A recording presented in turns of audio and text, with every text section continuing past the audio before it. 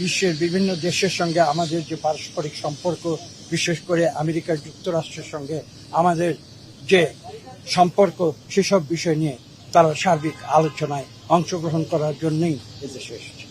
আজকে আমরা যে বিষয়গুলো নিয়ে আলোচনা করেছি সেগুলো মূলত দুটি দেশের জনগণের মধ্যে পারস্পরিক যে সম্পর্ক, সে সম্পর্কের বিষয়গুলো এবং ভবিষ্যৎ যে সরকার, সেই সরকারের যে নীতিমালার বিষয়গুলো। এবং আপনারা জানেন যে আজকের বিশ্বে যে বিভিন্ন ধরনের যে ঘটনা প্রবাহ, সে সমস্ত কিছু সার্বিক বিষয় নিয়ে আমাদের সরকার। আমরা ভবিষ্যতে আমেরিকা যুক্তরাষ্ট্রের সঙ্গে একটি হচ্ছে আমাদের যে ডিপ্লোম্যাটিক রিলেশন, সেটা, তৃতীয়ত আমাদের যে বৈদেশিক সম্পর্ক সেটা, এবং তৃতীয়ত আমাদের সঙ্গে তাদের যে অর্থনৈতিক সম্পর্ক সেটা। এই তিনটি বিষয় আমাদের আলোচনা।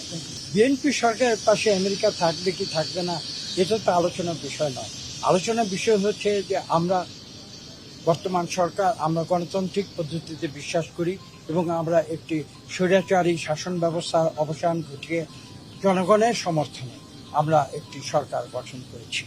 এবং আজকে মূল বিষয় হচ্ছে এটি যে আমরা মানুষের যে কথা বলার স্বাধীনতা, মানুষের যে মত প্রকাশের স্বাধীনতা, মানুষের যে অর্থনৈতিক স্বাধীনতা, সে বিষয়গুলো নিয়ে আমেরিকা যুক্তরাষ্ট্রের যে নীতি, সেই নীতি পারস্পরিক সম্পর্ক আমরা আলোচনা করছি।